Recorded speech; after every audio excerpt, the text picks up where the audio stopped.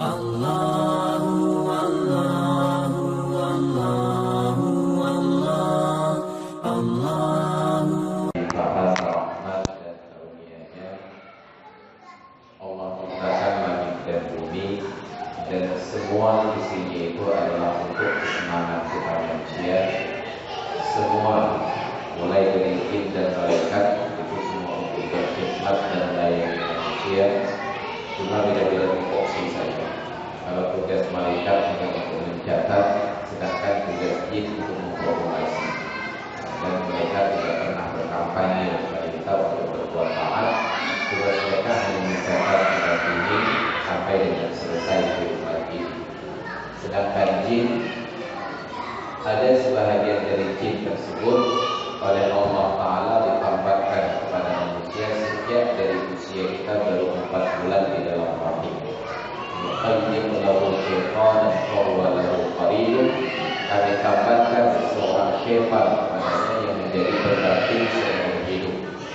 Maka jin-jin ini ketika kita lahir terus mendampingi sampai kita meninggal dunia. Ketika manusia meninggal, jin ini ibarat pejabat yang sudah kehilangan kantor SKPD-nya.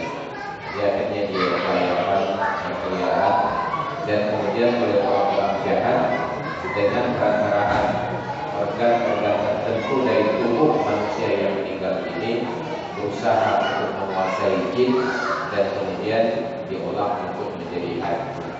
Maka itu yang terjadi pada manusia, sehingga cenderung setiap kali ada kasus kecelakaan yang korbannya meninggal dunia oleh warga masyarakat secara tradisional, darahnya itu dibakar, semuanya dibakar untuk menghindari jangan sampai ada yang menyalahgunakan terhadap jin. Nah, kalau ketemu hantu malam-malam itu bukan arwah penasaran, itu jin yang membayangkan. Karena arwah tidak diizinkan penasaran, yang baik istirahat dalam kubur, yang jahat disiksa. Kalaulah yang hantu bertayangan itu adalah arwah yang penasaran, saya sangat yakin dia yang besar, apalagi di Kapri banyak hantu. Kenapa? Karena banyak orang yang jahat. Dan orang jahat itu berpikir daripada dikubur disiksa malaikat, mending kita isi saja untuk nakut-nakuti manusia. Maka yang berkeliaran dan bertayangan itu adalah jin, dan sifat jin ini hanya akan berkunjung ke tempat-tempat yang sering dia datangi selama hidupnya dengan manusia tersebut. Semua hantu itu sifatnya lokal, tidak ada hantu nasional, apalagi hantu internasional. Kalau dia di Brazil, hanya di Brazil. Kalau dia di Ketul, di tempat saya hanya di Ketul. Maka nggak pernah kuntilanak sampai kemari, nggak pernah sudah bolong sampai kemari. Tetap mainannya itu lokal. Maka Allah jadikan ada jin dan kemudian juga ada malaikat. Namun semuanya itu adalah untuk kepentingan manusia, untuk melayani manusia. Kita menjadi sangat istimewa, dan keistimewaan itu kelebihannya ternyata bermuara pada satu benda saja. Manusia tidak dianggap hebat karena dia kaya raya. Manusia tidak dianggap hebat karena dia banyak perkasa. Manusia tidak dianggap hebat karena tampan rupawan ataupun cantik pilihan. Ternyata manusia itu hebat hanya karena mulutnya saja, pandai bicara.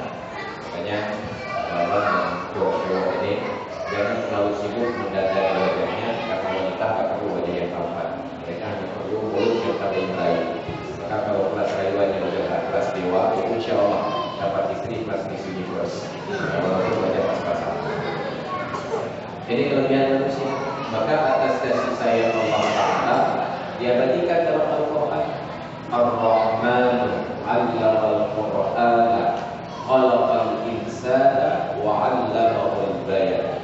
Allah Ta'ala yang Maha Rahman, dengan sifat rahmatnya Ia ajarkan Al-Quran.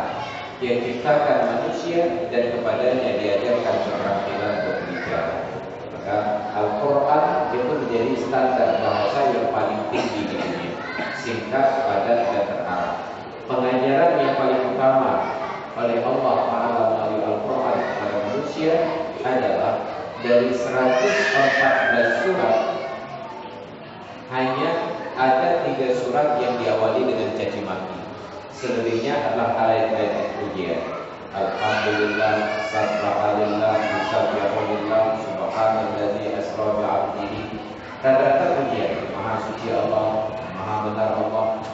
Hanya 3 surat diawali dengan caci maki. Ada wailul lil mutaffifin, celakalah setiap para pedagang yang curang pada timbangannya.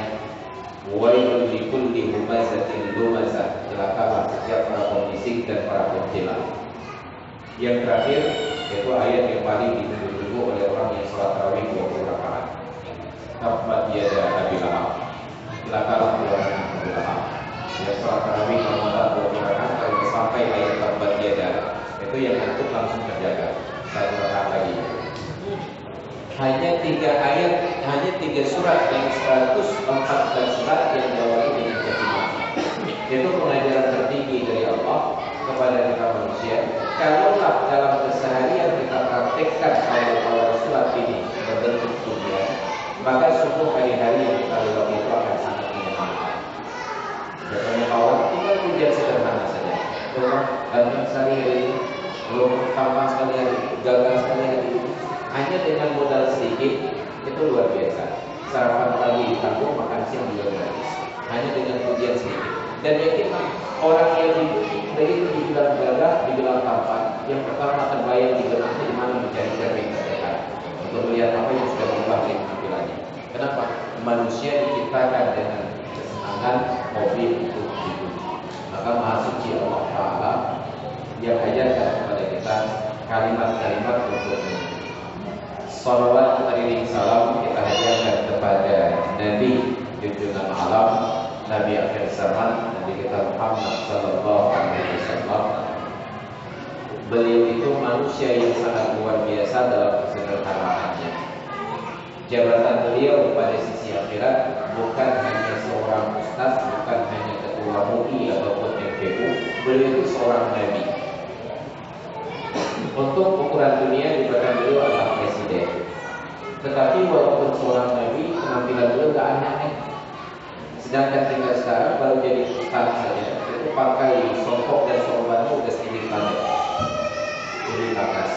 Kenapa? Penampilan kita yang terlalu berlebihan. Beliau yang nabi, penampilannya sangat sederhana.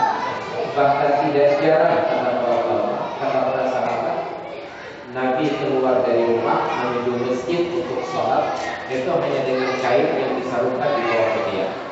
Hanya dengan kain saja. Bahkan tidak ada baju di atasnya.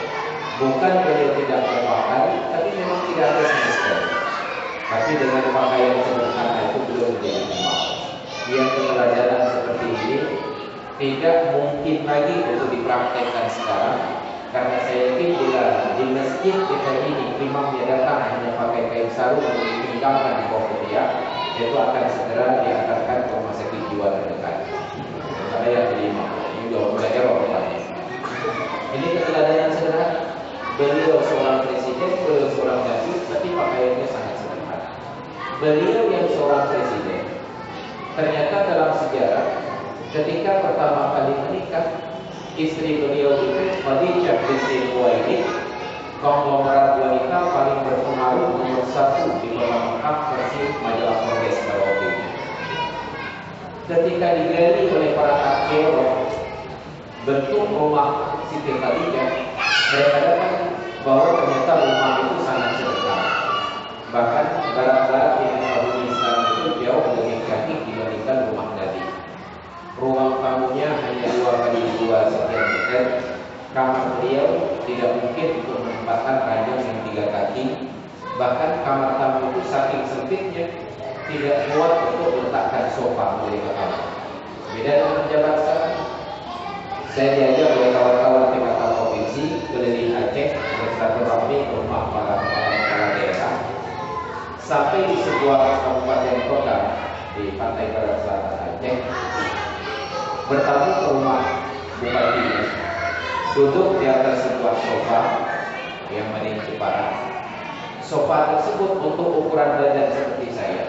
Ketika saya naik ke atasnya, kaki menggantung tidak menyentuh lantai, kemudian punggung saya juga tidak menyentuh sandaran, menggantung begitu saja.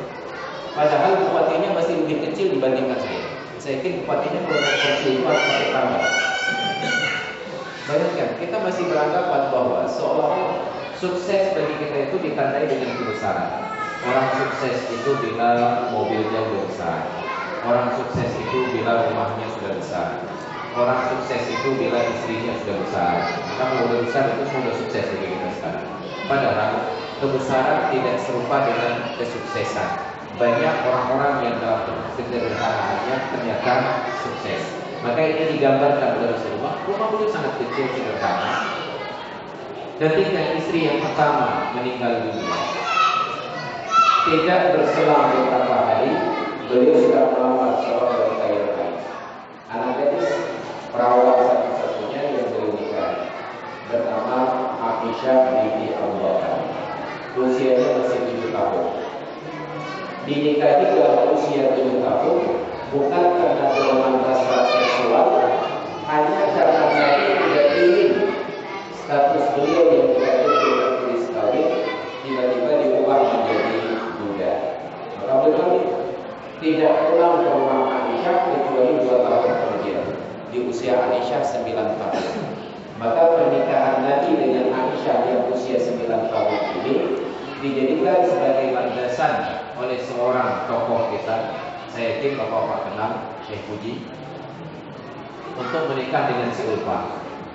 Kata Syekh Puji, kenapa saya tidak boleh menikahi Ulfa yang 12 tahun kalau Nabi sudah menikah dengan Aisyah yang 7 tahun?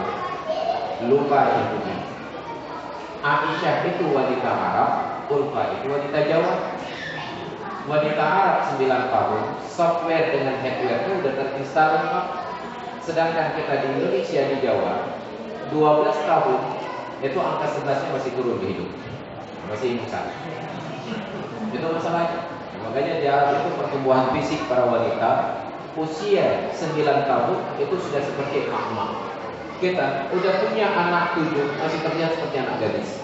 Kenapa? Karena ada perbedaan perawakan kecil dengan perawakan besar. Orang yang besar cepat tua, orang yang kecil awet usianya. Kayak saya sering ketemu kawan-kawan, mereka nggak percaya kalau usia saya 17 tahun. Waktu tamat aliyah punya. Tamat aliyah saya tahun 95. Sekarang baru berusia 40, masuk 41. Maka bersyukur jadi orang kecil. Kalau orang bukan karena uban di atas kepala, orang nggak tahu bahwa saya sudah tamat aliyah. Ini persoalan. Maka kita bersyukur ketika fisik kita kecil, efisien dan efektif. Tapi saya sangat terganggu ketika ada seorang kepala BKKBN pusat datang berkunjung ke Aceh pada saat presidennya masih Bapak SBY, wakil presidennya Bapak Yusuf Kala. Beliau datang dalam rombongan wakil presiden membuat acara pertemuan di aula lantai 4 Balai Kota Banda Aceh. Waktu itu yang jadi wali kotanya Ibu Haji Iza Sadudin Jamal. Ada diskusi panel 4 orang pembicara. Beliau yang pertama dan saya yang terakhir. Yang sangat tersinggung saya adalah 2 pernyataan beliau. Yang pertama kata beliau, Indonesia sedang bermasalah dengan tingginya angka perceraian. Yang perceraian ini disebabkan karena pernikahan dini, kata beliau. Itu saya sangat tersinggung. Giliran saya bicara, saya bantah, Pak, perceraian di Indonesia itu bukan karena pernikahan dini. Kalaulah karena usia wanita masih muda dinikahi menyebabkan perceraian, saya beritahukan ke Bapak, ibu saya menikah usia 14 tahun sampai sekarang belum bercerai. Perceraian terjadi bukan karena nikah dini, tapi lebih karena setelah menikah sering ketemu dengan si dini. Maka banyak dini-dini berkeliaran di luar. Ada edisi tahun tinggi. Ini jadi masalah. Yang kedua kata beliau, Indonesia sedang bermasalah dengan stunting, pertumbuhan tinggi badan terhenti pada ketinggian tertentu. Kata beliau, orang yang tinggi badannya bermasalah itu juga bermasalah dengan kecerdasan. Saya sangat tersinggung. Kenapa? Karena saya termasuk orang bermasalah dengan tinggi badan. Kata beliau, orang yang bermasalah dengan tinggi badan itu ikut bermasalah pada kecerdasannya. Saya bantah, saya bilang, Pak, sekalipun Anda profesor, saya tidak setuju dengan pendapat Anda. Kalau Anda katakan tinggi badan bermasalah pada kecerdasan, saya mau tanya ke Bapak, masalah apa yang terjadi pada seorang Habibie? Berapa tinggi badan Habibie? Itu pemilik IQ yang tertinggi di dunia, bahkan Einstein kalah. IQ beliau 200 orang, bukan 200 sekolah. Bayangkan, itu tinggi badannya hanya 155 cm. Terbantahkan teori beliau. Makanya di dalam agama ternyata setiap orang ada kelebihan, ada kekurangan. Kalau secara tradisional masyarakat kita katakan, anak-anak yang pertumbuhan badan lebih tinggi dari pertumbuhan usia itu cenderung agak terbelakang mentalnya. Anak-anak yang usianya tumbuh lebih tinggi dari badannya itu lebih malu kecerdasannya. Ada kompensasi dari Allah Ta'ala atas kelebihan dan kekurangan tersebut. Tiba-tiba beliau kaitkan kecerdasan dengan tinggi badan. Tidak ada hubungannya sama sekali. Kenapa? Karena kapasitas otak yang paling menentukan. Makanya dalam bahasa Aceh ada sebuah kata bijak yang katanya raya ule tanda tua, raya put tanda wabah. Raya put tanda wabah, raya ule tanda bahagia. Kalau batok kepala kita besar, itu ada ciri-ciri menjadi orang bahagia. Kenapa? Prosesornya besar. Tapi kalau perutnya yang besar, itu tanda sangat serakah. Maka bermasalah orang-orang yang perutnya itu kurang stabil. Sangat stabil perutnya. Ini identitas khusus. Makanya Allah Ta'ala ciptakan kita sebagai manusia dan kita bersyukur kepada Allah bahwa manusia tersebut dipanggil dengan seruan ya Bani Adam, wahai anak keturunan Adam. Walaqad karramna Bani Adam, sungguh kami telah muliakan anak keturunan Adam. Wa amalnahum fil barri wal bahr, kami tanggung kehidupan mereka di laut dan di darat. Wa razaqnahum minal thayyibat, dan kami tanggung rezeki mereka itu dari jenis yang baik-baik. Maka untuk manusia seruan dari Allah Ta'ala dua. Ya ayyuhan nasu kulu mimma fil ardi halalan thayyiban. Wahai sekalian manusia, makanlah apa yang ada di muka bumi dengan dua standar. Yang pertama halal dan yang kedua baik. Ketika manusia sudah beriman, seruannya tinggal satu. Ya ayyuhalladzina amanu kulu min thayyibati ma razaqnakum. Wahai orang-orang yang beriman, makanlah dari rezeki yang baik-baik yang telah kami berikan kepada kalian. Maka setelah ada unsur halal, ada unsur baik. Maka kebaikan tersebut ditandai oleh nilai gizi yang sesuai dengan kondisi tubuh yang sesuai. Dan ternyata yang paling bermasalah dengan nilai gizi adalah kita di Indonesia. Karena dari seluruh dunia yang masih bertahan dengan konsep makan nasi hanya di Indonesia. Dari seluruh Indonesia yang paling bertahan dengan konsep makan nasi hanya di Aceh. Sehingga satu-satunya bangsa di dunia yang menyebutkan jenis makanan pokok di awal adalah orang Aceh. Kita keluar dari Aceh hanya ada sarapan pagi, makan siang, makan malam. Kita datang ke Arab, mereka sebutkan iftar, pada asar. Kita datang ke Eropa, mereka sebutkan dalam bahasa Inggris breakfast, lunch, dan dinner. Sampai ke Aceh, bu bengok, bu lehung, bu malam. Nah, kita bu di awalnya. Maka kita tidak pernah keluar dari Aceh, ayo kita makan nasi pagi. Sarapan pagi.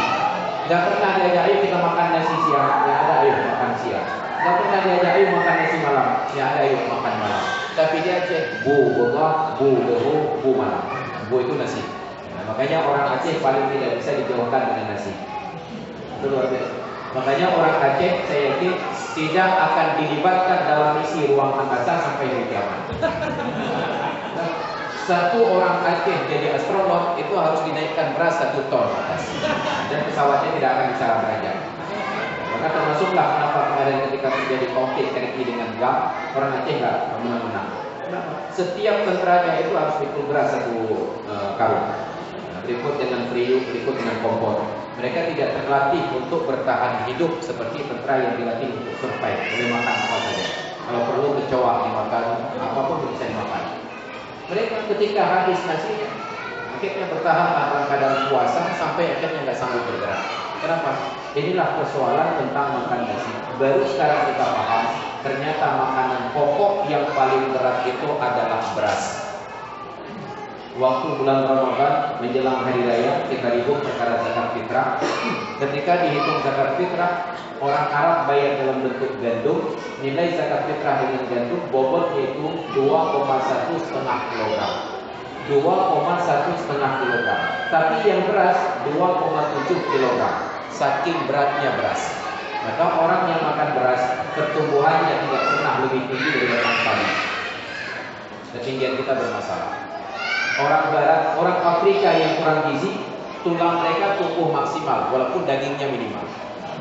Cuma berarti kan orang Afrika, yang Somalia, mana lagi, yang di Ethiopia, walaupun mereka bermasalah dengan ketersediaan pangan, tulang mereka tumbuh maksimal, hanya daging minimal. Sedangkan kita di Indonesia daging maksimal, tulang minimal. Maka itulah yang kemudian diiklankan. Tumbuh itu ke atas, bukan ke samping. Ini masalah kita. Maka Indonesia agak sedikit terbelakang karena pilihan makanan kita adalah nasi. Kita tidak bisa beradaptasi dengan makanan yang lain. Sehingga dari 235 juta warga sulit mencari 11 orang yang pandai main bola.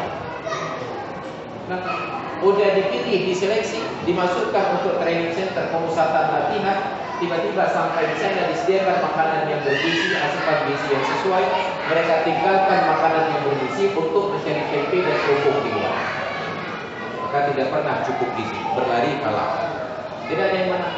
Ini persoalan pada bergizi. Maka Allah katakan, kami tanggung kehidupan manusia di laut dan di darat, kami berikan rezeki dari jenis yang baik-baik. Maka salawat salam kita kepada pimpinan alam dari kita Nabi besar Muhammad sallallahu alaihi wasallam, kepada keluarga dan sahabat-sahabat yang sekalian, dan juga guru-guru kita, para senior kita, orang tua kita, yang keberadaan mereka di masa lalu menjadikan kita berada seperti zaman sekarang ini. Dan kita sungguh sangat bersyukur terlahir sebagai generasi akhir zaman, karena semiskin-miskin kita sekarang masih jauh lebih baik daripada sehebat-hebat orang zaman dahulu. Saya yakin kalaulah Sultan Iskandar Muda hidup di Aceh sampai hari ini, beliau tahu kenikmatan hidup di tahun 2017. Beliau akan bermohon kepada Allah, ya Allah, jangan jadikan saya sebagai raja yang lahir tahun 1600-an, tetapi jadikan sebagai rakyat jelata yang lahir tahun 2000-an. Kenapa? Sehebat-hebat raja di masa lalu tidak pernah naik mobil dan sepeda motor. Kendaraannya berubah. Tidak ada seorang manusia pun di masa Sultan Iskandar Muda pernah naik pesawat. Hanya ada satu orang manusia yang sempat terbang di masa itu. Itu pun di Pulau Jawa. Dapat kaca dan tidak pernah mau penumpang. Sedangkan kita sekarang semiskin-miskin kita sudah pernah naik mobil. Semiskin-miskin kita walaupun tidak pernah naik pesawat, sudah pernah tengok pesawat terbang. Maka walaupun saya tinggal di Cengkuhul, walaupun bapak-bapak tinggal di Indrapuri, tempat saya jauh lebih keren daripada Indrapuri. Kenapa? Pesawat naik turun pinjam dari negara kami. Pesantren saya itu di ujung landasan Pacu. Di pesawat naik turun, kalau saya terburu-buru pulang dari Jakarta, nggak perlu turun di bandara, bukan di jalan lompat. Insya Allah sampai bandara. Ini kelebihan akhir zaman. Dan keberadaan kita di akhir zaman ini dicemburui oleh generasi-generasi terdahulu. Mungkin sebagian dari kita tidak pernah merasakan ke sekolah itu kayu sepeda, belum pernah merasakan ke sekolah itu jalan kaki. Tapi generasi yang lahir di bawah tahun 80-an sempat menikmati momen-momen tersebut. Yang sekarang angkuhnya luar biasa. Kalau orang tuanya miskin, tidak akan pernah naik sepeda ke sekolah, tetap numpang sepeda motor kawannya atau minimal naik kendaraan umum. Ini terjadi. Maka kita berterima kasih kepada para senior, para orang tua dan para pendahulu yang dengan segala usaha mereka menjadikan kita hidup layak di zaman sekarang. Penghormatan saya dan juga penghormatan dari kita semuanya kepada yang kita muliakan Bapak Komandan Batalion beserta juga dengan istri dan keluarga. Beserta istri bukan ibu ya, karena ibu itu yang melahirkan beliau. Jadi istri bukan ibu. Istri beserta keluarga yang saya muliakan dan saya hormati, kawan-kawan sekalian, keluarga besar batalion yang sudah tinggal di sini, berhadir di sini dan juga berada di dalam masjid ini mengikuti kegiatan kita pada malam yang berbahagia ini. Saya dibisikkan oleh Pak Asep tadi acara syukuran kenaikan pangkat, semuanya naik pangkat, alhamdulillah. Mudah-mudahan tidak ada yang naik pangkatnya sampai bergelar anggota. Itu pangkat otomatis. Kenaikan pangkat yang luar biasa, anugerah dari kiprah kesediaan kita untuk terus mengabdi. Dan alhamdulillah pula dengan keberadaan bapak-bapak sekalian memilih jalur hidup untuk menjadi tentara dengan seragam yang bahkan orang awam juga udah pakai baju loreng itu merasa udah jadi tentara semua. Padahal hanya bajunya saja yang loreng. Padahal banyak tentara yang sudah dilorengkan bajunya mau pakai baju biasa saja. Jadi ternyata selera manusia itu memang aneh-aneh, berusaha untuk menjadi sesuatu ketika sudah tercapai kita ingin keluar dari sesuatu. Banyak orang-orang yang ingin jadi bupati. Ketika tidak tercapai cita-cita menjadi bupati, maka dia pesan plat khusus nomor mobilnya BL1. Kalau lagi besar BL1L. Padahal bukan bupati. Kenapa? Hanya untuk terkesan seolah-olah dia bupati.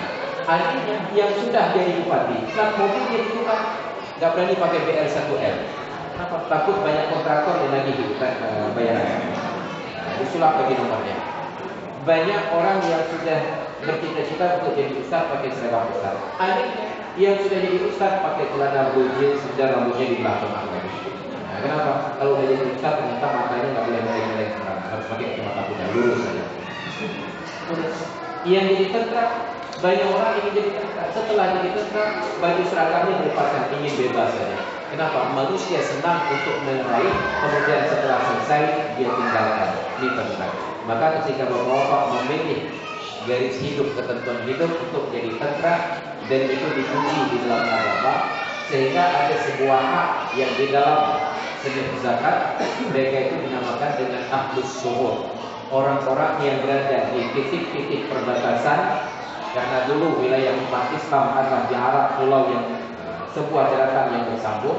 Mereka berhadapan dengan pasukan-pasukan musuh. Mereka ini ada yang bertahan di tempat tersebut dengan apa adanya sampai meninggal, dan mereka dituliskan sebagai orang-orang yang mati syahid. Maka dibuatlah kategori. Ada mustarziqin, tentara yang sudah dicatatkan sebagai orang yang punya nomor hidup dan digaji. Ada nanti mutatawwi'in, tentara sukarela ketika perang terjadi mereka direkrut untuk menjadi tentara. Dipuji di dalam agama orang-orang yang berperang di jalan Allah Ta'ala. Maka penghormatan kita semua yang hadir, teristimewa penghormatan saya kepada MC. Saya selalu mengkritik, saya sebut MC karena banyak yang katakan MC.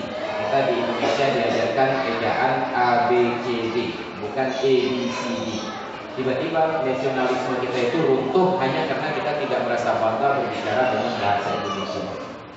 Satu hari saya diundang ke Balai Ketua Umar Pondok Pesantren Muda karena ada pegawai dari pusat datang dari Wantanas, Dewan Ketahanan Nasional, untuk sosialisasi tentang ketahanan nasional kita. Ketika beliau menyampaikan materi makalahnya, saya menyimak dengan baik. Hampir setengah makalahnya itu memakai istilah bahasa Inggris. Giliran tanya jawab, pangkat beliau itu udah marsikal. Giliran tanya jawab, dia langsung menggugat kata Pak, saya merasa berbahagia dan bangga diundang hadir mengikuti kegiatan Wantanas ini. Tetapi yang pertama saya kritik, salah satu bahagian dari ketahanan nasional adalah mempertahankan identitas bangsa. Salah satunya adalah bahasa Indonesia. Tetapi Bapak yang menjelaskan tentang ketahanan nasional justru lebih banyak saya dengar bahasa Inggris daripada bahasa Indonesia. Ini ibarat orang menyapu dengan sapu yang kotor. Entah beliau marah atau tidak, Allah alam. Pokoknya tugas saya mengkritik saja. Maka kalaulah kita berbicara MC, itu singkatan dari Master of Ceremony. Maka saya sebut MC. MC itu bahasa Inggrisnya singkatan dari Mak Comblang. Nah, yang sudah mempersilakan saya untuk panggil MC. Jadi hanya persoalan bahasa saja. Kan maknanya dekat-dekat. Orang Indonesia itu paling ahli untuk menyesuaikan. ATM itu dari bahasa Inggris, Auto Transfer Machine. Diterjemahkan ke bahasa Indonesia, tidak diubah ATM-nya, anjungan tunai mandiri. Langsung disesuaikan. Ketika ada orang yang sekolah kemudian mendapatkan gelar akademik mulai dari S1, S2, S3 di doktor. Ada orang-orang yang tidak sekolah juga diberikan doktor karena kiprahnya, karena pengabdiannya, diberikan doktor kehormatan. Kehormatan itu dalam bahasa Inggris disebut dengan cause, honoris causa, diberikan gelar karena kehormatan. Disingkat doktor dalam tanda kurung HC. Orang Aceh sangat ahli juga untuk bidang yang sama. Maka ada tokoh-tokoh di Aceh yang tidak kuliah tetapi dapat gelar doktor dalam kurung HC. Oleh orang Aceh diterjemahkan HC itu singkatan dari Dr. Hanajarom. Hanajarom itu nggak pandai tapi jadi dokter juga. Ada penyesuaian dalam bahasa kita dan itu luar biasa sekali. Maka Persoalan yang kita gugat adalah kenapa nasionalisme kita untuk bertutur dengan bahasa Indonesia dirusak menggunakan bahasa yang lain. Maka saya sangat khawatir ketika para pemimpin kita, para pejabat kita sangat fasih bertutur bahasa Inggris, giliran bicara bahasa Indonesia mereka tergagap-gagap. Bayangkan, kita tidak lagi pandai memuji. Ketika melihat seorang wanita yang cantik, aduh luar biasa, ibu itu cukup cantik. Ketemu orang yang pintar, Bapak Habib itu orangnya cukup pintar. Ketemu orang yang cukup bagus, semuanya cukup. Maka saya tanya dulu, kira-kira cukup untuk dibandingkan dengan angka atau berapa cukup? Dari 1 sampai 10. Saya pertama kali masuk SD tahun 83. Di rapor pertama saya di belakang kulit sampul depan ada ditulis perbandingan angka dengan nilai. 7 baik, 8 lebih baik, 9 istimewa, 10 sempurna, 6 cukup, 5 kurang, 4 lebih kurang, 3 jelek, 2 lebih jelek, 1 celaka. Ternyata kita memuji cukup. Waktu jenderal itu cukup banget. Itu pertanda kegagahan dia cuma 6. Saya kasih aja, ibu-ibu udah mau ke acara kondangan, udah dandan setengah jam di depan meja rias, udah semuanya dicat warna-warni. Masuk suaminya, udah siap, udah Pak tanya, udah cantik belum? Aduh, cukup cantik kata suaminya. Saya kira kalau ibu paham apa arti cukup, dia akan marah. Udah setengah jam dandan, nilainya cuma 6 saja. Kalau saya cukup, lalu yang baik itu siapa? Takutnya nanti ternyata yang online kemarin. Itu yang bahaya. Maka menggunakan bahasa ternyata kita gagap dalam bahasa Indonesia, fasih dalam bahasa Inggris. Maka sampai ketika kemarin 2 tahun yang lalu Bapak Panglima TNI datang dan kunjung Pak Gatot Nurmantio dan saya dimintakan kesediaan untuk menyampaikan tausiah. Saya sudah persiapkan ceramah itu untuk setengah jam. Ternyata yang tersisa waktu hanya 8 menit. Harus disingkat, diringkas-ringkaskan 8 menit. Apa yang terjadi? Ternyata posisi kami terbalik. Beliau yang Panglima TNI ceramah tentang agama, memotivasi prajuritnya untuk menghemat, untuk bagaimana naik haji dengan dana yang terbatas. Giliran saya ceramah, seharusnya ceramah justru bicara tentang wawasan kebangsaan. Terbalik posisi. Tapi Pak, kalau kita berbicara tentang nasionalisme, yang pertama harus kita pertahankan itu adalah idealisme tentang bendera, tentang bahasa, tentang persatuan. Berbahasa satu, berbangsa satu, dan juga bertanah air satu. Ternyata bahasa saja yang sangat murah tidak sanggup kita persatukan. Jangan dulu berbicara sambung pulau dengan pulau. Bagaimana menyambung Pulau Jawa dengan Pulau Sumatera, menyambung Pulau Sumatera dengan Kalimantan. Yang baru sambung cuma Madura dengan Pulau Jawa. Jangan dulu menyambung pulau dengan pulau yang biayanya besar, bahkan menjaga bahasa saja berat. Bahkan saking beratnya, lambang-lambang yang kita banggakan pun disingkat dengan istilah yang keliru. Ketika peringatan 17 Agustus, ada pasukan yang mengibarkan bendera di Jakarta. Itu apa nama pasukannya? Paskibraka. Bayangkan, itu gelar kehormatan, tapi justru dengan singkatan yang aneh. Satu persatu saya eja untuk para pejabat yang hadir. Saya bertanya ke bapak-bapak yang hadir. Paskibraka itu singkatan dari pasukan pengibar bendera pusaka. Untuk pasukan yang mana singkatannya? Pas kata mereka. Untuk pengibar yang mana singkatannya? Ki kata mereka. Untuk pusaka yang mana singkatannya? K katanya. Untuk bendera yang mana benderanya? Bra kata mereka. Sejak kapan bra itu menjadi bendera? Bayangkan bra jadi bendera. Maka jangan salahkan generasi anak muda yang akan datang 17 Agustus mereka kibarkan bra-bra pusaka. Itu bahaya sekali. Kenapa tidak pilih bahasa yang lebih sesuai untuk menyingkat sehingga kebanggaan kita pada simbol-simbol tersebut tetap terjaga. Tapi alhamdulillah beliau luar biasa sekali menjelaskan bagaimana hal-hal yang kecil, yang sederhana ketika disyukuri ternyata itu menjadi besar. Tapi ada hal-hal yang besar ketika kita abaikan, justru itu menjadi sesuatu yang kecil. Maka dalam kehidupan terjadilah kondisi-kondisi yang kadang-kadang kita lebih cenderung melihat hal-hal lemahnya daripada melihat hal positifnya. Saya dulunya bercita-cita mau kuliah di Arab Saudi. Tamat aliyah tahun 95. Saya ikut tes beasiswa Arab Saudi. 3 kali saya ikut tes, 3-3-nya gagal. Saya ikut tes ke Mesir, 1 kali langsung gol. Pada saat ikut tes, ada rasa minder dari saya. Ketika datang ke ruang tes tersebut, salah satu materi yang diuji adalah hafalan Al-Quran. Juz pertama dengan juz 30. 1 minggu menjelang tes, saya dengan 2 orang kawan saya, satu dari Aceh Besar, satu dari Manado, sibuk mengulang hafalannya.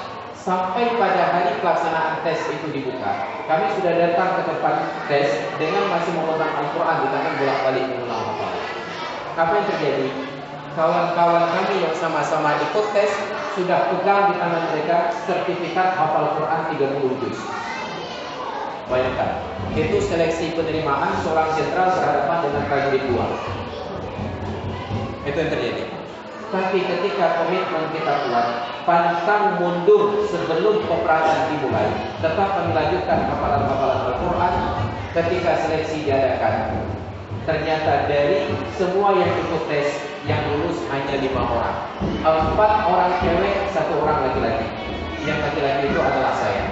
Yang kemarin-kemarin itu tenteng ijazah sertifikat hafal Quran, ternyata tidak lewat. Maka jangan kalah semangat hanya karena melihat orang lain lebih hebat. Dipersiapkan oleh saya 1 orang laki-laki dengan 4 orang cewek calon istri. Fankihu ma qala lakum minan nisa masna wa thulatha wa ruba', 4 sekaligus. Ternyata 1 pun enggak jadi istri saya. Berangkat ke Mesir. Tahun keempat di Mesir, di tingkat 4, 2004, tiba-tiba terjadi tsunami di Aceh. Saya baru pulang dari liburan di Aceh. Ada 2 kondisi yang saya sangat teringat. Pertama, saya berangkat ke Jakarta dari Banda Aceh untuk ikut pelatihan memberangkatkan ke Mesir. Pertama kali seumur hidup saya naik pesawat di Bintang, pesawat Garuda. Tanggal 21 bulan Juli tahun 2001, sedang sidang istimewa MPR, presidennya Abdul Rahman Wahid. Saya naik pesawat di Bandara Aceh jam 11, presidennya masih Gus Dur. Saya turun pesawat di Jakarta, presidennya Megawati. Saya bilang ke pilotnya, Pak, 3 jam saya ada di darat, presiden diganti. Baru 3 jam saya tidak ada di darat. Tapi saya bersyukur karena orang tua saya ketika tahu saya akan berangkat kuliah ke Mesir, beliau berikan uang jajan sebanyak 10 juta rupiah untuk ditukar ke dolar. Ketika saya di Banda Aceh, dolarnya masih 11.300. Saya masukkan ke dalam rekening, saya akan ambil Jakarta. Sampai di Jakarta ganti presiden, turun dolarnya menjadi 8.000. Saya hitung setiap dolar itu 3.300. Berharap mudah-mudahan besok dolarnya turun lagi. Ternyata naik lagi. Saya masih menunggu turun lagi. Ternyata naik lagi. Baru sempat tukar dolarnya ketika nilainya sudah 9.000. Rugi 1.000 karena terlambat. Kenapa? Berharap lebih tinggi untuk sesuatu yang sudah ada di depan mata. Maka ada orang-orang yang dalam hidupnya berprinsip demikian. Sudah mau kawin, sudah ditawarkan juga, berharap edisi terbaru tahun yang lebih tinggi. Seiring waktu usianya pun terus berjalan. Ketika tahun yang terakhir itu lahir, ternyata usianya sudah tidak layak kawin lagi. Kenapa? Yang namanya manusia laki-laki itu senang kegemarannya untuk kawin di bawah usia 30 tahun. Usia belasan tahun itu pacarannya luar biasa. Malam-malam minggu kalau nggak ada motor sepeda pun oke. Kalaupun banyak kempes, nggak ada pop-up dengan mulut kikip-kikip. Yang penting jadi. Usia 20-an tahun itu semangat kawin tinggi sekali. Kalau ada orang tawarkan, nah kamu mau kawin dengan si fulan, itu belum selesai pertanyaannya langsung jawab. Kamu mau langsung iya mah. Saking semangatnya. Tapi kalau sudah 30 tahun ditawarkan kawin, pertimbangan kita semakin matang. Ditawarkan, nah kamu sudah 30 tahun mau kawin. Nah, bagaimana mau kawin? Rezeki sendiri aja belum cukup. Bagaimana menampung anak orang lain? Terus gimana? Saya tunggu karir saya naik sedikit lagi supaya gaji naik lagi, baru nanti kawin. Naik gaji umurnya udah 35 tahun. Ditawarkan mau kawin? Nah, memang gaji saya udah mau kawin, tapi saya belum punya rumah. Saya mau bangun rumah. Udah bangun rumah dulu, baru kawin. Rumahnya selesai umur 40 tahun. Umur 40 tahun itu ditawarkan anak gadis yang dari satu ogah-ogahan. Katanya, suami supaya ayah saya. Gak ada lagi. Maka orang laki-laki 30 tahun ke atas didorong untuk kawin itu harus pakai ekskavator. Enggak bisa didorong.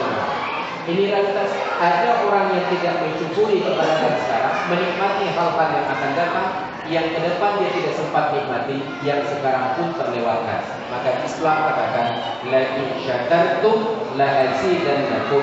Sungguh jikalau kalian mau bersyukur, pasti aku tambahkan nikmatku. Maka saya berangkat ke Mesir. Saya pulang liburan tahun 2004 di bulan musim panas, bulan 6. Saya kembali ke Mesir 27 bulan November 2004. 26 Desember, besoknya kami ujian, tiba-tiba terjadi tsunami. Saya bilang lagi ke kawan-kawan, 1 bulan saya tidak ada di Aceh, tsunami datang ke Aceh.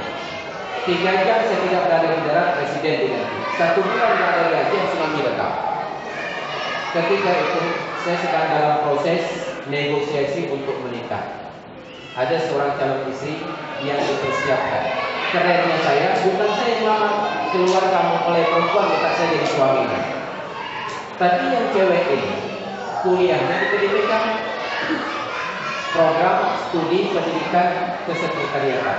Disingkat karena orang Indonesia ahli menyesuaikan, PDPK itu disingkat menjadi perempuan desa penampilan kota. Sosok keren. Orang kampungan, makanya tampilannya itu keren. Kita dalam proses negosiasi belum selesai, akhirnya saya berangkat kuliah. Sampai di Mesir ada beberapa mata kuliah fikih, ilmu hadis dan ulum Islamiyah. Kok anak kita ada ya?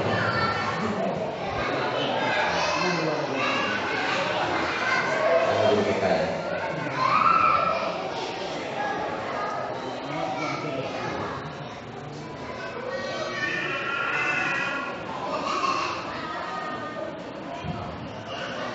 Tapi yang namanya orang tua kalau anak-anak kalau udah kumpul 3 orang langsung paripurna. Kita galak. 3 pelajaran menganjurkan untuk kami setiap kali belajar pelajaran itu pusing pikirannya. Udah mau kawin belum jadi, tiba-tiba bertemu pelajaran belum kawin. Saya konfirmasi ke kampus. Mei, bagaimana? Jadi kawin kan? Saya tanya, itu yang di Aceh pada itu jadi atau tidak? Oleh konfirmasi orang tuanya, itu suruh saja dia kuliah sampai selesai. Saya bilang usia saya sudah 28 tahun, jangan sampai calon mertua saya proses tentang kuliah saya. Anaknya setuju nggak kawin dengan saya? Kalau setuju, saya pulang ke Aceh, liburan ini kawin. Kalau tidak setuju, putuskan pertunangan, saya cari lain di sini. Yang Arab boleh, yang Malaysia boleh, yang Indonesia boleh. Langsung ibu saya nangis. Kalau kamu kawin di Arab, nanti saya bawa pesantren di dulu. Oh, nggak jadi kawin di orang Arab, saya pulang balik. Maka saya pulang balik. Apa penyesalan saya pada waktu itu? Ketika bantuan untuk mahasiswa Aceh sangat banyak dari orang Mesir. Mereka berikan tambahan beasiswa, mereka berikan tambahan makanan pokok, semua diberikan fasilitas. Ditambah pelatihan-pelatihan khusus bahasa Arab, semuanya itu gratis. Ketika semua kenikmatan itu sedang ada, tiba-tiba saya memilih pulang ke Aceh, meninggalkan semua fasilitas. Sampai di Aceh terjadi penyesalan yang lain. Apa penyesalan saya? Kawan-kawan yang sudah selesai S1 pulang ke Aceh, karena baru terjadi tsunami, banyak pegawai yang kemudian meninggal dunia, direkrut pegawai baru. Yang sudah dapat S1 langsung menjadi pegawai. Saya karena belum selesai S1 sampai sekarang menjadi pegawai. Menyesal lagi. Saya merasa bahwa nasib saya itu sebagai orang yang salah berada pada tempat dan waktu yang salah. Padahal dalam agama tidak ada yang namanya orang yang salah berada pada tempat dan waktu yang salah. Semua orang yang tepat berada pada tempat dan waktu yang tepat. Cuma kita sering membanding-bandingkan hidup kita dengan orang lain. Padahal kehidupan orang lain belum tentu lebih baik dari kita. Tapi kita cenderung menilai yang terlihat saja. Maka kemarin hari Jumat saya sangat sedih. Selesai khutbah Jumat di Masjid Baitul Mukminin di Lampung, diajak oleh kawan makan siang di warung nasi gulai kambing itu yang di Simpang BPKP. Kawan saya ini Ustaz, ternyata waktu kami duduk di meja bulat itu, meja bulat, ada seorang kawan lagi yang sebaya dengan saya, sama-sama lulus sekolahnya di Pesantren Darul Najah Jakarta. Beliau itu lebih berhasil, yang presiden Persiraja sekarang, Deka Nasaruddin, orang kaya. Umurnya sebaya kami, tapi didikinya lebih tua dari kami. Kami duduk bertiga makan. Di samping sebelah kiri ada meja yang lain keluarga. Di samping sebelah kanan ada anak-anak muda, mahasiswa sudah selesai kuliah. Ketika mereka sudah selesai makan, bubar, pamitan. ke kami yang duduk bertiga. Tapi adiknya yang disalami cuma di kami satu yang presiden Persiraja. Kami di samping yang kedua seolah-olah nggak terlihat sama sekali. Seolah-olah nggak terlihat. Begitu mereka pamit, saya bilang ke dia, nggak biasanya pemandangan begini. Sehebat apapun orang lain, biasanya kalau datang ke meja saya pertama sekali di jabatan Anda.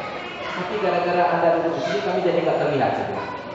Kenapa? Orang hanya melihat pada rezekinya saja. Karena beliau sangat kaya, maka di jabatan hanya orang kaya saja. Padahal orang yang kaya belum tentu bermanfaat dalam hidup kita. Orang yang kaya belum tentu bermanfaat dalam hidup kita. Saya punya kawan kebetulan bukan rezeki yang lain lagi. Beliau punya toko sekitar 10 unit di Jalan Muhammad Jam, ada beberapa unit di Berenun, kemudian juga punya sarang burung. Beliau itu setiap kali panen sarang burung sebulan sekali, itu akan ajak saya untuk sekedar mengambil print out-nya di ATM. Sekali keluar print out, nggak banyak angka yang tertera, hanya 150 juta, 170 juta setiap bulan. Kerjaan gue cuma tidur-tiduran saja, umurnya baru 50 tahunan, 10 tahun lebih tua dari saya. Setelah melihat ya Allah mudah sekali masuk uangnya, hanya duduk-duduk saja. Burung yang bekerja, beliau dapatkan 150 sampai 200 juta setiap bulan. Ongkos sakit kepala saya itu ditebus oleh beliau dengan mengajak makan mie kepiting. Itu di Kembang Tanjung. Udah sakit kepala, diajak makan mie kepiting, tambah sakit kepala saya. Diajak naik mobil ini, Toyota Harrier. Saya yang jadi sopir karena saya senang nyetir. Waktu pulang saya mengeluh, Bang, saya setiap kali abang ajak makan mie kembali, waktu pulangnya merasa nggak nyaman sama sekali. Mobil saya itu bagus, Toyota Innova. Tapi setelah turun dari mobil abang, saya bilang, saya naik mobil seperti naik gerobak saja. Jadi tidak bersyukur atas keberadaannya. Sampai ke rumah tidur langsung pada pasang antena parabola dan asli. Ya Allah, umurnya baru 50 tahun, tapi rezekinya udah meledak-ledak gitu. Saya udah 40 tahun, tapi masih mengaku-ngaku ini. Hilang rasa syukur karena bersahabat dengan orang kaya.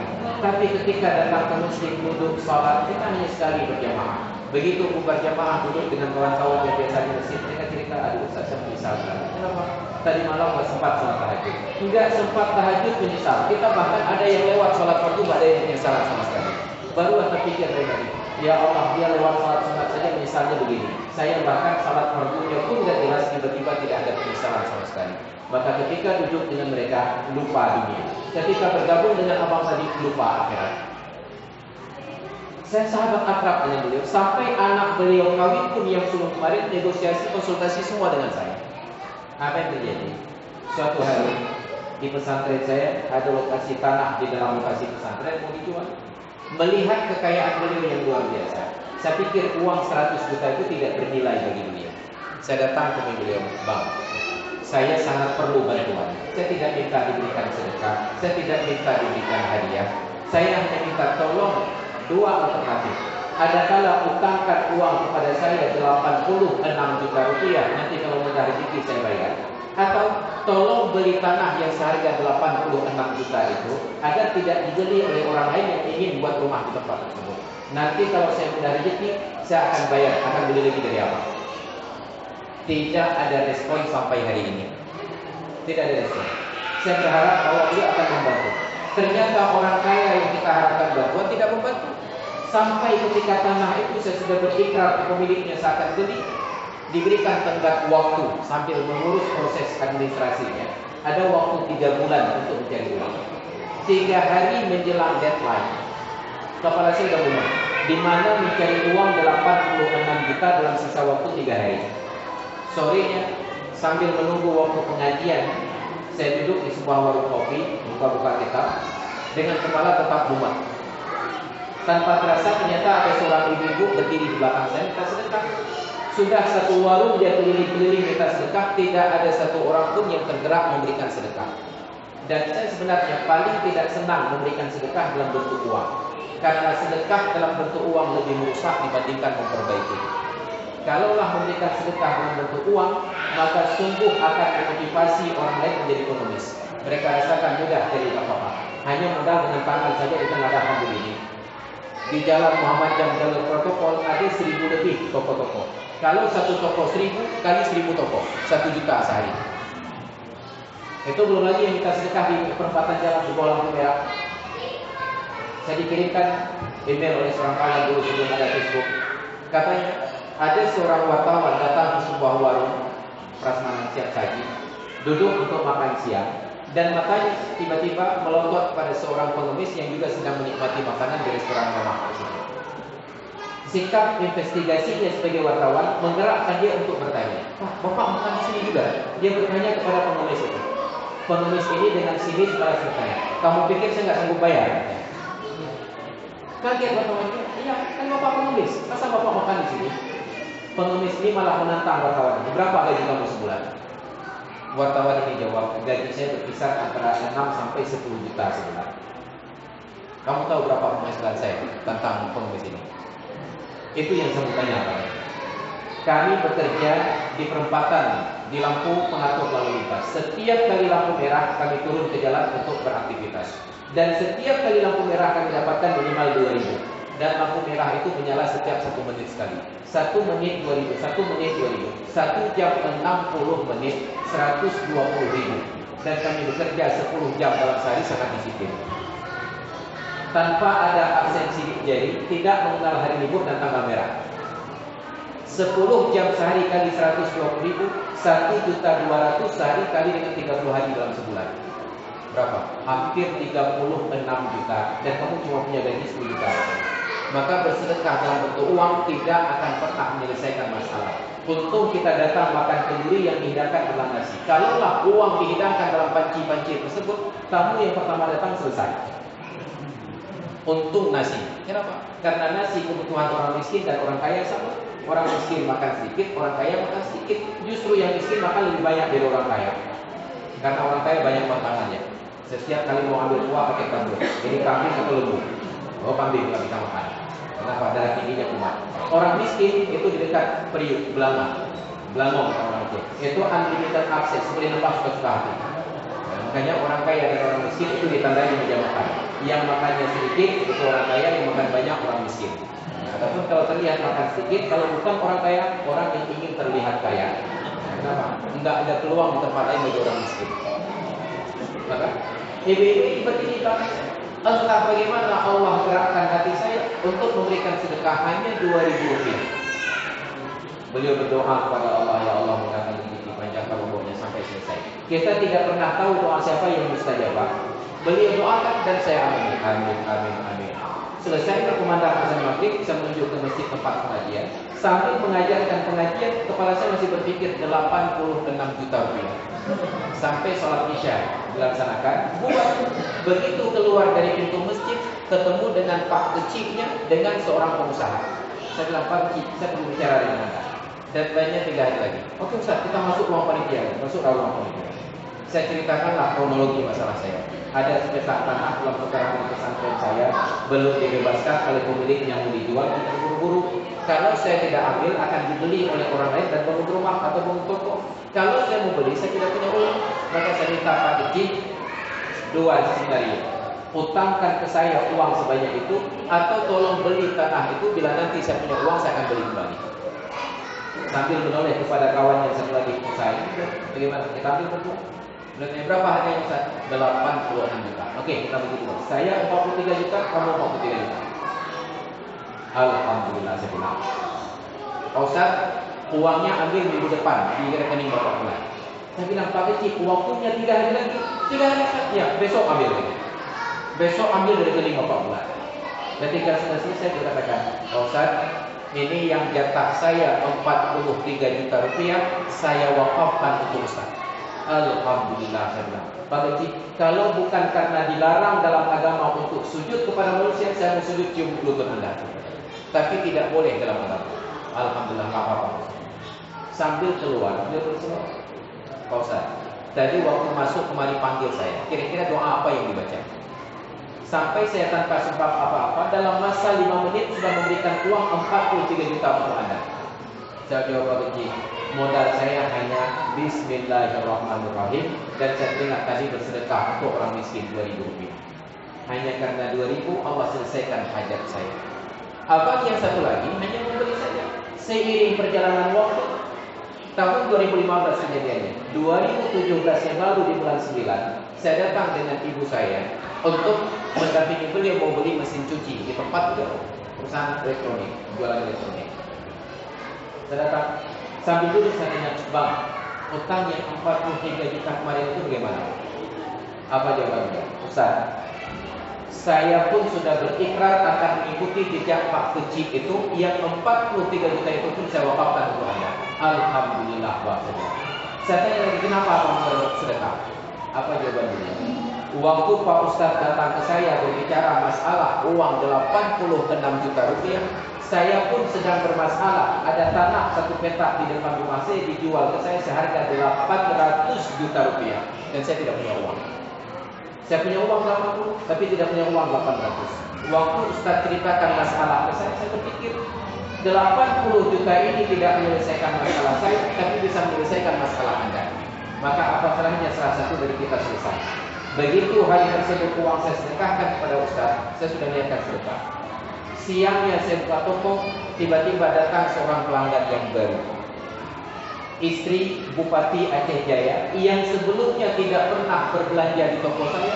Untuk hari itu saja beliau berbelanja sebanyak 80 juta rupiah. Allah bukakan rezeki saya sampai 6 bulan, tanah di depan rumah saya 800 juta lunas. Apa salahnya yang 43 juta itu jadikan sedekah saja? Alhamdulillah saya bilang. Inilah yang di dalam agama diajarkan. Barang siapa yang menyelesaikan hajat saudaranya, Allah akan selesaikan hajatnya. Innallaha fi 'aunil 'abdi ma damal 'abdu fi 'auni akhihi. Allah Ta'ala senantiasa akan membantu hambanya selama hamba itu punya komitmen untuk membantu saudaranya yang lain lagi. Tapi sulitnya kita hidup di negeri yang menganut sebuah falsafah, selama dapat dipersulit, untuk apa dipermudah. Maka itu sulitnya. Maka sampai banyak jomblo sekarang, saya tidak yakin karena itu nggak punya uang untuk mas kawin. Saya yakin banyak jomblo sekarang karena kawinnya dipersulit. Apa sulitnya? Ijab kabulnya dipersusah. Maka banyak saya lihat para pengantin itu pada foto PWD, banyak pria-prianya yang kurus kering, matanya masuk ke dalam. Kenapa? Menghafal ijab kabul yang panjang-panjang itu. Saya terima nikah anak bapak untuk saya dengan mas kawin sekian banyak emas dibayar tunai. Itu harus dihafal. Dan ternyata nggak cukup berat, ditambah lagi keterangannya. Harus satu tarikan nafas katanya. Nafas yang ada saja udah megap-megap. Maka pengantin kalau tidak sah nikah pasti meninggal. Maka banyak orang yang dipersulit. Sehingga ketika saya akan menikah, saya dongkrak pada di sini. Jangan mempersulit sesuatu yang mudah. Saya menikah di Aceh Barat Jaya di Bangkili.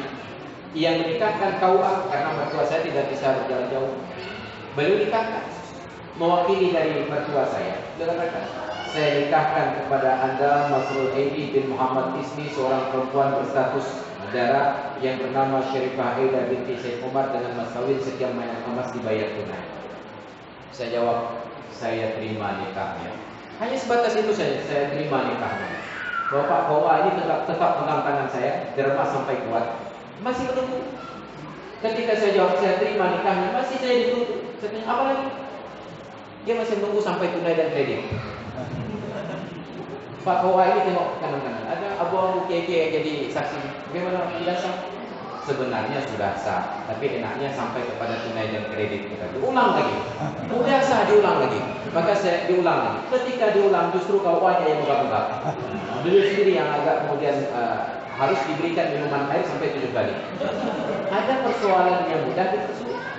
Ada tradisi sebelumnya. Entah kenapa pula di Indonesia ini setiap pengantin pria yang akan kawin itu seperti pegawai yang akan ikut prajabatan. Tetap celana hitam baju putih.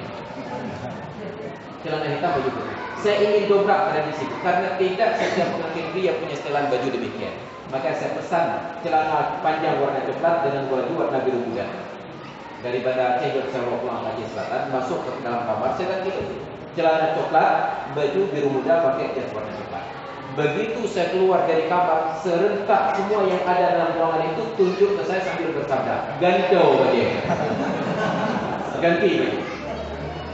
Karena saya tidak merasa sangat perlu untuk menikah, santai saya terjawab. Kalau boleh menikah begini saya menikah, kalau tidak silakan cari pengantin yang lain. Terpaksa mereka menyerah, menikah dengan celana warna coklat dan baju warna biru muda. Maka ada hal-hal yang kita harus dobrak dari tradisi. Maka termasuklah persoalan mas kawin tadi. Saya nggak tahu kenapa setiap kali ijab kabul itu harus tunai di ujungnya, tunai. Padahal dalam agama mas kawin pun boleh kredit. Maka saya tawarkan kawan-kawan yang bekerja di bank, kenapa tidak dibuka sebuah fasilitas kredit? Bukan hanya KPR, kredit pemilikan rumah, kredit pemilikan motor.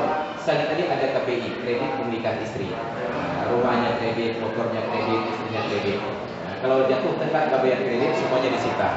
Berikut dengan istri. Boleh dalam agama. Daripada kredit kepada toko emas, daripada hutang ke orang lain, itu udah kredit ke istri. Karena mas kawin itu hak istri. Kalau sudah sepakat dengan istri, kita kawin. Tapi mas kawin bagaimana? Berapapun yang orang tua saya katakan, abang okekan saja. Tapi saya punya mas, nanti ijab kabulnya kredit. Nah, maka saya nikahkan kepadamu anak saya bulan ditimbulin dengan mas kawin 15 mayang emas dibayar dalam masa tenor selama 15 tahun. Tenor 15 tahun tanpa bunga sama sekali. Karena mas kawin milik sah istri, mudah untuk dilunasi. Ketika baru selesai ijab kabul, bulan-bulan maju, istri lebih pentingkan suami daripada mas kawin. Maka tinggal diolah saja. Setiap bulan maju, pulangnya sekitar jam-jam 4 menjelang subuh. Pasti istri pacaran. Mak, kenapa pulangnya terlambat sekali? Inilah dia. Saya berpikir mas kawin itu yang belum lunas donasi. Istri lebih pentingkan suami daripada mas kawin. Ini saja, Bang. Kalau gara-gara mas kawin sampai terlambat pulang, abaikan saja mas kawin. Saya maafkan. Alhamdulillah. Mas kawin itu milik istri, jatah istri. Enggak ada yang berhak mengganggu apalagi menggugat. Tapi ternyata dalam tradisi kita di Indonesia, bahkan yang milik istri ini diganggu sekaligus digugat. Di Aceh, dalam tradisi Aceh, dalam mas kawin itu sudah termasuk hak agen 10%. Kalau 15 mayang mas kawin, maka 1 mayang setengah hak agen. Kemudian setengahnya untuk perabotan kamar pengantin. Yang sisanya lagi untuk biaya kenduri. Maka banyak para istri, coba tanyakan ibu-ibu yang belakang udah kawin. Coba tanyakan, masih ada mas kawin? Nah, nanti selesai. Udah habis semuanya. Maka kalau itu tidak berbekas, lalu kenapa harus gaduh gara-gara mas kawin? Secara sederhana saja. Makanya kata Nabi, aksar nisa'i barakatan aqalluhunna mahran. Wanita yang paling berkah dinikahi adalah yang paling murah mas kawin. Makin murah mas kawin, makin berkah pernikahan. Kenapa? Prinsipnya kita yang laki-laki ini seperti orang transaksi jual beli.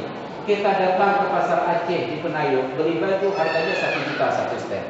1 juta dibawa pulang kemari, ke Batam, perjuangannya berat sekali jalan. Tapi sampai kembali ketika bajunya dipas-pasi di depan lemari, di depan kaca, baru ternyata ada benangnya yang keluar sedikit. Benang keluar sedikit, kita rela berjuang kembali ke Penayung untuk menggugat. Pak, kenapa baju 1 juta benangnya begini? Kenapa bajunya 1 juta, tuntutannya lebih tinggi? Tapi ada yang beli baju di pasar Loak 3 lembar 10.000.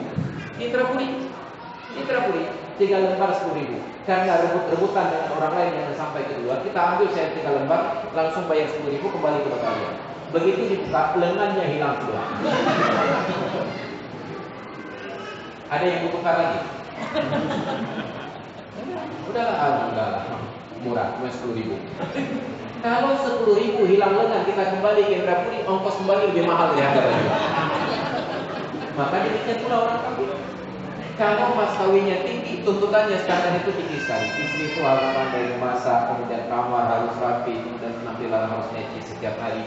Kalau pulang siang, makan siang, suaminya tiba-tiba kuahnya itu terasa sangat asin, terasa gudang garam. Langsung protes. Dek, ini kenapa asin sekali? Enggak tahu bang kenapa. 15 mayang mas kawin begini asinnya. 15 mayang begini terasa kuahnya. Kaget. Loh bang, kok tidak pernah dibangun? 15 mayang masa begini kuahnya. Karena kecewa nggak bisa makan siang, langsung ke kamar untuk istirahat. Begitu mau tidur, terciumlah aroma yang aneh di bantal. Karena ada orang tidur itu kadang-kadang keluar cairan dari mulutnya. Dalam bahasa Inggris itu disebut dengan anal. Begitu tercium aroma aneh, panggil istri, dia kembali dulu. Kenapa mas? Ini kenapa bantal begini? Enggak tahu bang. Enggak ganti sabunnya. Aduh maaf bang. 15 mayang mas kawin begini sama bantal. 15 jam lagi. Itu sampai temui mertua Pak. Begini kapasitas istri saya, kenapa sampai tega minta mas kawin 15 mayang? Sampai mertua pun harus nanggung lagi. Tapi coba bayangkan kalau mas kawin itu 1 mayang saja. 1 mayang. Pulang ke rumah siang hari, begitu diangkat gedung saji, ternyata yang ada cuma periuk dengan piring saja. Enggak ada nasi. Kalaupun ada nasi mungkin menunya sudah sedikit campur cacing yang bergizi kemarin. Oke, dek, ini kenapa sardennya bercacing? Dilihat, maaf Pak. Marah suaminya, kenapa sardennya bercacing? Aduh bang, jangan marah-marah. Kenapa? Ingat, mas kawin dulu berapa kan? Masih berapa? Satu mayang pun banyak kali tuntutannya. Untung masih ada cacing. Daripada cacing semua mana ya? Burung-burung dada suami. Akhirnya nggak jadi makan, masuk kamar. Cium lagi aroma tadi. Dek, ini kenapa batal begini? Aduh, cuma satu mayang pun banyak sekali lagi. Itu untung ada batal. Maka kalau mas kawinnya kurang, orang nggak berani lagi namanya. Makanya kita lagi aktsarun nisa'i barakatan aqalluhunna mahran. Wanita yang paling berkah dinikahi adalah yang paling murah mas kawin. Kalau makin tinggi mas kawin, tuntutannya akan semakin tinggi. Islam datang untuk memudahkan. Maka yang sedikit yang disyukuri itu jauh lebih penting daripada yang banyak, tetapi tidak sempat untuk dinikmati. Makanya ada seorang karyawan dulunya di zaman Imam Syafi'i. Beliau bekerja pada sebuah perusahaan, gajinya itu di Madinah. 1 dinar itu 1 mayang setengah, 5 dinar itu 7 mayang setengah. Kalau 1 mayang itu 2 juta, sekitar 14 juta bagi beliau. Tapi gaji yang 14 juta tidak cukup makan sebulan. Beliau datang ke Imam Syafi'i mengeluh, Tuan Guru, saya bekerja sebagai seorang profesional, gaji saya 14 juta sebulan, tapi tidak cukup makan di akhir bulan. Apa solusinya? Dengan santainya Imam Syafi'i katakan, temui pimpinanmu dan minta gajimu dikurangi 1 dinar. Kaget anak muda ini. 5 dinar tidak cukup, disuruh minta kurang 1 dinar. Tapi karena sarannya dari Imam Syafi'i, beliau tak berani membantah. Langsung kembali ke kantor, ajukan surat kepada pimpinannya, Pak, mohon gaji saya bulan depan dikurangi 1 dinar. Dan saya yakin permohonan demikian cepat didisposisi. Keluar, bulan depan kurang gajinya jadi 4 dinar. 4 dinar itu pun ternyata nggak cukup. Dan kita ini lebih nggak cukup lagi. Yang 5 saja nggak cukup. Dia datang lagi mengadu, Tuan Guru, ternyata 4 dinar pun nggak cukup. Kata Imam Syafi'i, kembali kepada pimpinanmu, minta kurang 1 dinar lagi. Jadi 3 dinar. Bulan depan dia datang sambil bersiul-siul ke sini. Tuan Guru, alhamdulillah 3 dinar lebih dari cukup. 5 nggak cukup, 4 nggak cukup, tiba-tiba 3 lebih dari cukup. Bertanyalah anak muda ini, wahai Tuan Guru, apa rahasianya? 5 nggak cukup, 4 nggak cukup, 3 lebih. Kata beliau, nah, untuk pekerjaan yang engkau lakukan dengan semua jerih dan lelahmu, nilai yang patut untuk gajimu adalah 3 dinar. Ketika engkau dibayar lebih banyak, maka yang lebih itu bukanlah jatahmu. Yang bukan jatahmu masuk ke dalam rezekimu, menggerogoti keberkahan dari 3 dinar yang ada. Maka selama engkau ambil lebih, yang berkah itu hilang. Jumlah banyak tapi tidak pernah cukup-cukup. Tapi ketika yang lebih itu engkau kembalikan, tinggallah rezekimu yang 3 dinar sesuai dengan hakmu. Allah kembalikan keberkahannya.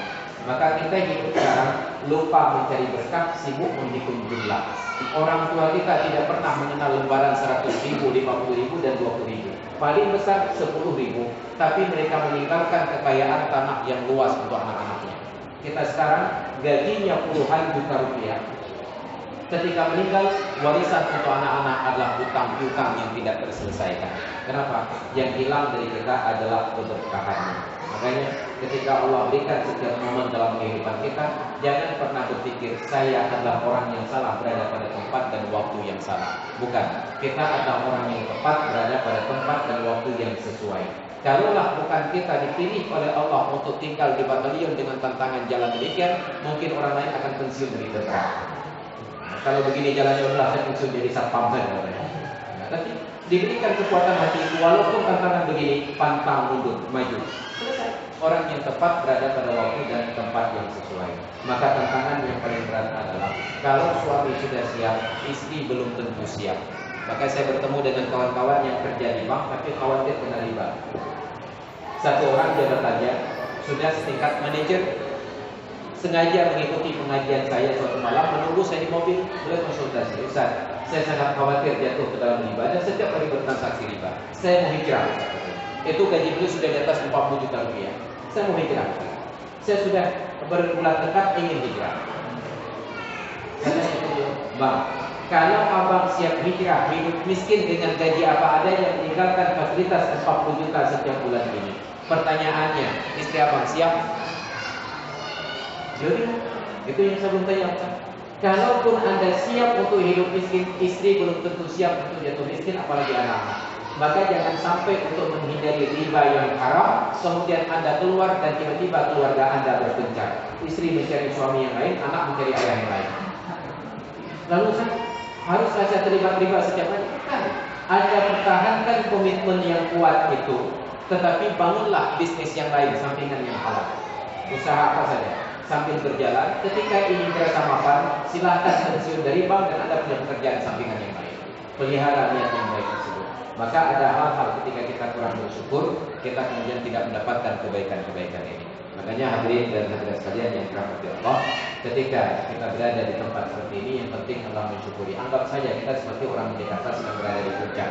Nah, kita pelihara batang durian di sampingnya, ada durian gratis sampingnya. Dan ada tetangga sepupu-sepupu dekat kita di samping ini yang keturunan Charles Darwin. Mungkin sekali-kali juga berkunjung kembali.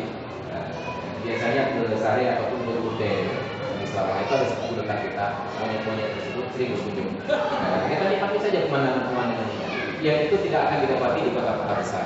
Makanya bapak-bapak dan ibu-ibu sekalian yang dirahmati Allah. Oleh karena itu, ketika malam ini kita berada di dalam rumah Allah ini untuk beribadah sambil mensyukuri nikmat bahwa Allah berikan kenaikan pangkat yang luar biasa bagi kita, dari prestasi diakui oleh negara, dan sedikit kalau pangkatnya naik juga denominasinya, gajinya naik, tunjangannya naik. Yang paling penting adalah jangan sampai terjebak kepada gaya hidup yang disebut dengan hedonism. Hedonism yang seperti berjalan di atas treadmill. Gaji semakin tinggi, tapi kebutuhan juga semakin tinggi. Tidak ada yang terpenuhi sama sekali. Maka dihematlah, cukup-cukupkanlah. Insya Allah ketika kita keluar dari situasi seperti ini, kita mempunyai tabungan yang lebih untuk menikmati hidup yang nikmat dan yang indah. Maka hadirin dan hadirat sekalian yang dirahmati Allah, saya tidak lagi perpanjang pembicaraan karena kata guru saya, ceramah itu memang gak boleh lama-lama. Karena yang dengar ceramah adalah manusia, dan manusia itu tabiatnya pelupa. Banyak disampaikan, banyak lupa. Sedikit disampaikan, sedikit lupa. Yang paling cocok jangan pernah disampaikan. Insya Allah tidak lupa. Maka daripada sekedar terlupakan, saya hanya ingin sampaikan pada bagian penutup, kesuksesan jangan pernah diukur dari pangkat dan jabatan. Kesuksesan jangan pernah diukur dari harta dan kekayaan. Kesuksesan kata Rasulullah ketika setiap orang mampu menyatakan baiti jannati, rumahku adalah surgaku. Maka kebahagiaan ada di tangan ibu-ibu. Jadikan rumah itu sebagai surga. Caranya yang paling utama nomor satu, pintu depan dan kamar depan ubah fungsi. Dari selama ini kalau pernah dipakai sebagai ruang interogasi, diganti menjadi ruang penyambutan. Jadi suami yang pulang rumah jangan diinterogasi di pintu depan. Sambut dulu dengan cipika-cipiki. Kalau perlu buat laminan, kemudian dipusijuk setiap kali suami pulang. Nah, bang jangan masuk dulu, duduk dulu sampai sijuk dulu. Nah, baru masuk ke dalam.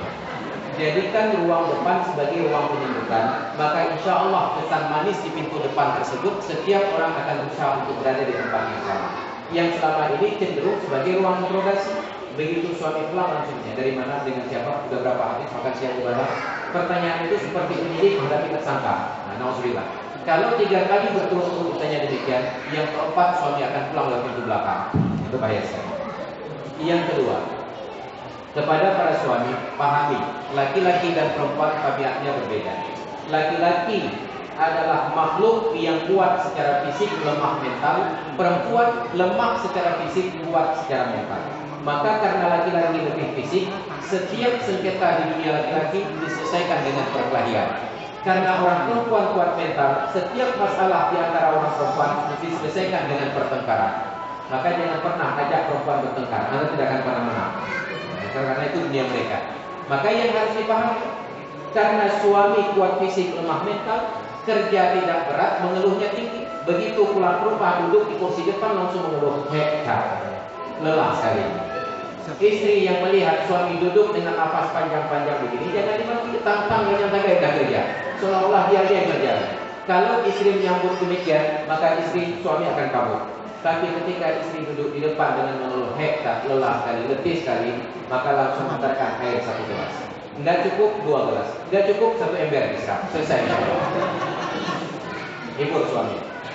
Sebaliknya sebagai suami kita harus paham, istri itu karena kuat mental lemah fisik, cenderung keletihan mereka tidak pernah diungkapkan dengan Tuhan, bang saya lelah, bang saya letih. Jangan pernah berharap istri akan mengeluh, bang saya lelah, bang saya letih. Istri tidak dirancang untuk mengeluh. Cuma dunia wanita, kalau mereka sudah letih, sudah lelah, akan disampaikan dengan cara merepet, bicara tanpa henti. Maka repet itu bahasa Inggris.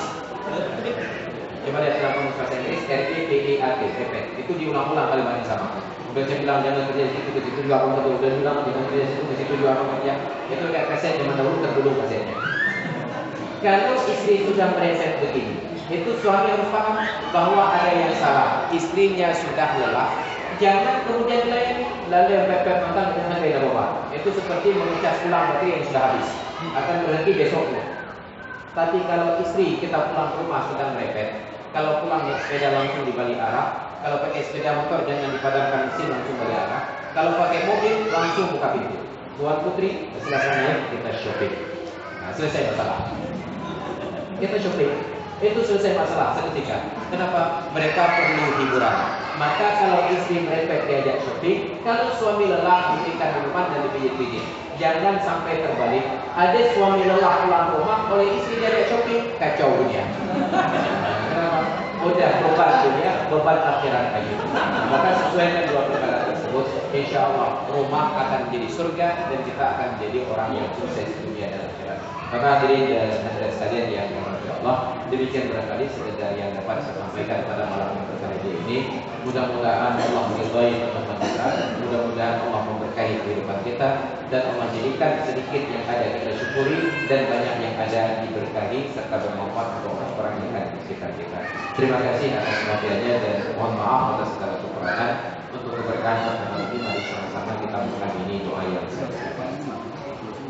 أعوذ بالله من الشيطان الرجيم بسم الله الرحمن الرحيم الحمد لله رب العالمين والصلاة والسلام على سيدنا محمد وعلى آله وصحبه أجمعين اللهم ارزقنا فهم النبيين وحفظ المرسلين وإلهام الملائكة المقربين اللهم علمنا علما ينفعنا وانفعنا بما علمتنا وزدنا علما وفهما وألحقنا بالصالحين ربنا اغفر لنا ذنوبنا ولوالدينا وارحمهما كما ربيانا صغارا ولجميع المؤمنين والمؤمنات والمسلمين والمسلمات الأحياء منهم والأموات إنك سميع قريب مجيب الدعوات يا قاضي الحاجات اللهم اغفر لأموات المؤمنين واجعلهم في ألحادهم مطمئنين اللهم اجعل جمعنا هذا جمعا مرحوما وتفرقنا من بعده تفرقا معصوما ولا تجعلنا ولا فينا شقيا ولا محروما ربنا تقبل منا دعاءنا إنك أنت السميع العليم وتب علينا إنك أنت التواب الرحيم ربنا آتنا في الدنيا حسنة وفي الآخرة حسنة وقنا عذاب النار وصلى الله على سيدنا محمد وعلى آله وصحبه أجمعين والحمد لله رب العالمين الفاتحة بسم الله الرحمن الرحيم الحمد لله رب العالمين الرحمن الرحيم مالك يوم الدين إياك نعبد وإياك نستعين اهدنا الصراط المستقيم صراط الذين أنعمت عليهم غير المغضوب عليهم ولا الضالين آمين صلى الله على سيدنا محمد وصلى الله